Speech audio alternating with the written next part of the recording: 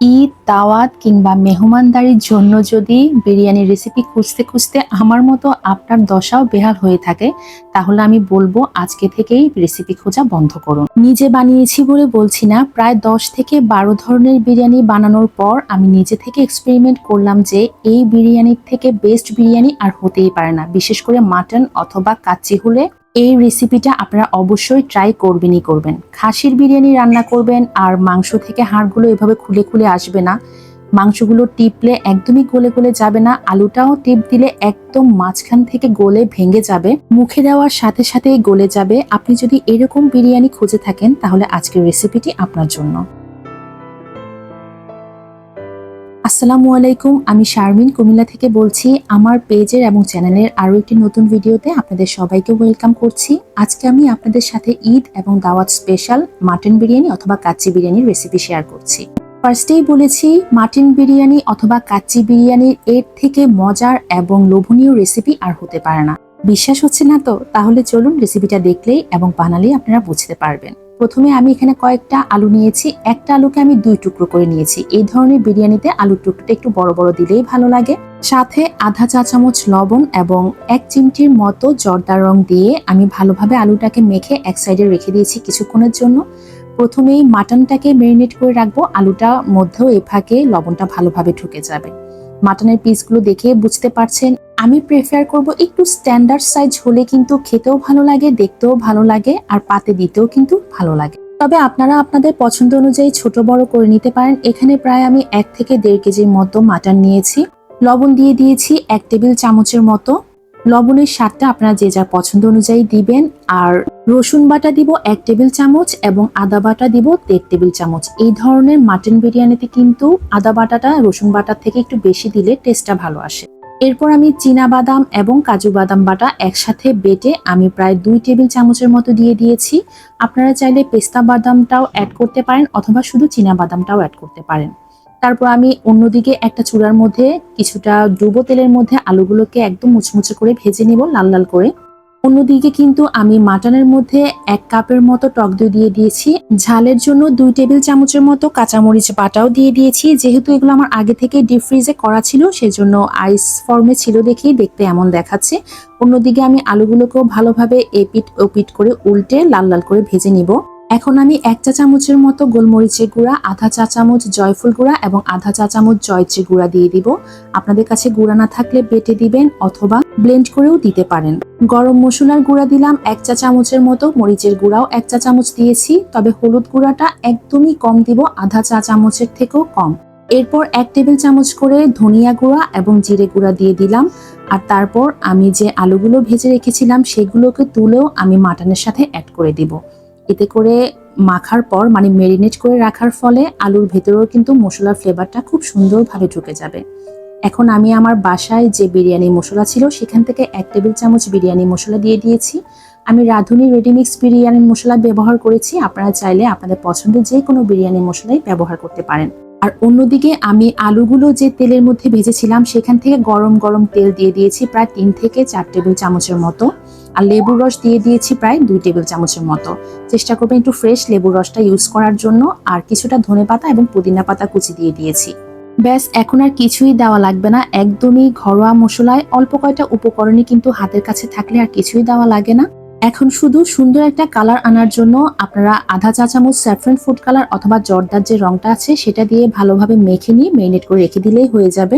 যদি আপনারা কাঁচামরিচের বাটা অথবা গোলমরিচ গুঁড়াটা ব্যবহার না করেন আর লাল মরিচের গুঁড়া সাথে 1 থেকে 1.5 টেবিল চামচ আরো ব্যবহার করেন, তাহলে কিন্তু আর এই ফুড কালারটা দেওয়া লাগবে না। তবে ওই 2টা মরিচ দিলে কিন্তু বেশি ফ্লেভারটা ভালো আসে। মেরিনেট করে কমপক্ষে 2 ঘন্টা রাখার চেষ্টা করবেন। সবচেয়ে ভালো হয় সারা রাত মেরিনেট করে রাখলে, মানে যেদিন আপনি বানাবেন তার আগের দিন সন্ধ্যায় অথবা রাতে মেরিনেট করে রাখলে।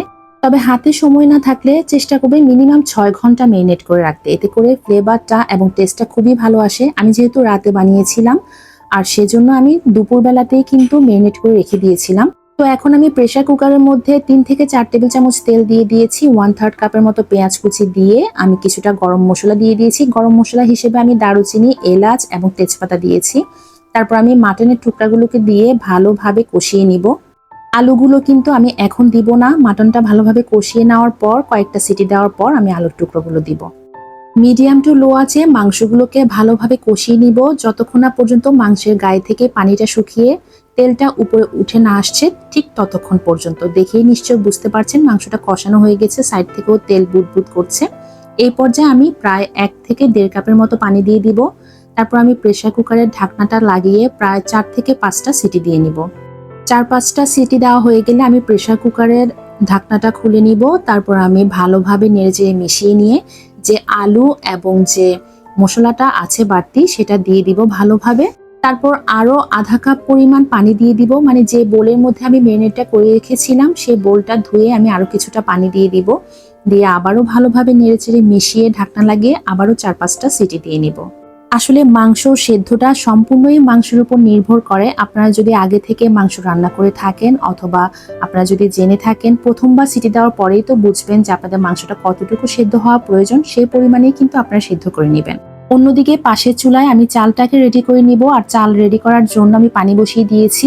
আর এখানে আমি 1 চা চামচ করে শাহি জিরা, গোটা জিরা, স্টার অ্যানিস নিয়েছি 2টো, মানে তারা মশলা বলে যেটাকে, 2টো তেজপাতা, 2টো দারচিনি, 4-5টা করে এলাচ, লবঙ্গ এবং গোলমরিচ নিয়েছি। এই সবগুলো মশলাকে আমি পানিটা ফুটে আসলে দিয়ে দিব। তারপর ভালোভাবে মিশিয়ে 2 থেকে 3 মিনিটের জন্য ফুটিয়ে নিব। আর আগে থেকেই আমি সুগন্ধি কালো জিরা 3 কাপ চালকে ভালোভাবে ধুয়ে পানিটা ঝরাতে দিয়ে দিয়েছি।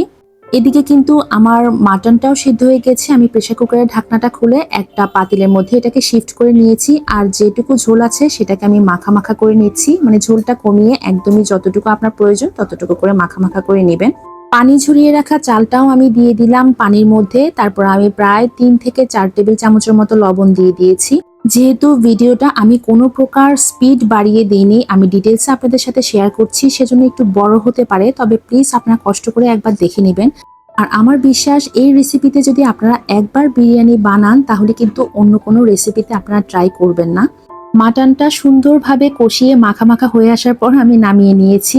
এখন আমি বিরিয়ানিটা দমে রাখার জন্য যে একটা মিশ্রণ বানাতে হবে সেটাই প্রিপেয়ার করে নিচ্ছি। সেজন্য আমি যে চাল সিদ্ধ পানি নিয়ে নিয়েছি আধা কাপের মতো, গুঁড়া দুধ দিয়ে দিয়েছি প্রায় 2 থেকে 3 টেবিল চামচ, এবং স্যাফরন ফুড কালার অথবা জর্দা রং দিয়ে দিয়েছি আধা চা চামচের মতো। যেহেতু পাউডার মিল্ক ইউজ করেছি সেজন্য একবার ভালোভাবে নেড়ে নিয়েছি। তারপর আমি 1 টেবিল চামচ করে গোলাপ জল এবং কেওড়া জল দিয়ে দিয়েছি। কেওড়া জলটা আমি একটু কম দিয়েছি, 1 চা চামচের মতো। ভালোভাবে মিশিয়ে নিয়েছি। ব্যাস, আমার মিশ্রণটি তৈরি হয়ে গেছে। চালটাও 80% মতো সেদ্ধ হতে থাকুক, এই ফাঁকে আমি মাটনের উপরের অংশটা প্রিপেয়ার করে নিচ্ছি। গুঁড়ো দুধ দিয়ে দিলাম প্রায় 1 টেবিল চামচের মতো, ছড়িয়ে দিয়েছি ভালোভাবে। বেরেস্তা দিয়ে দিলাম কিছুটা ছড়িয়ে, তারপর কয়েকটা গোটা কাঁচামরিচ দিয়ে দিয়েছি, আর কয়েকটা কিশমিশ দিয়ে দিয়েছি প্রায় 10 থেকে 12টার মতো। এদিকে আমি চালটাও চেক করে নিচ্ছি, আমার চালটাও অলমোস্ট হয়ে এসেছে। আর যতটুকু আছে ততটুকু কিন্তু হয়ে যাবে। যখন দেখবেন যে টিপ দিলে চালটা 2 পাশ থেকে গলে যাচ্ছে, মাঝখানটা একটু শক্ত আছে, ঠিক সেই পর্যায়ে চালটা নামিয়ে নেবেন। চালটা আমি স্ট্রেনারে ঢেলে দিয়েছি, আর চালটা দেওয়ার আগে কিছুটা পুদিনা পাতা এবং ধনেপাতা কুচিও দিয়ে দিয়েছি। আর যারা পুদিনার ফ্লেভারটা পছন্দ করেন না তারা কিন্তু চাইলে অবশ্যই এই পার্টটাকে স্কিপ করতে পারেন। চালটা দিয়ে আমি ভালোভাবে ছড়িয়ে দিয়েছি, আর উপর থেকে বেশ কয়েকটা কিশমিশ ছড়িয়ে দিলাম।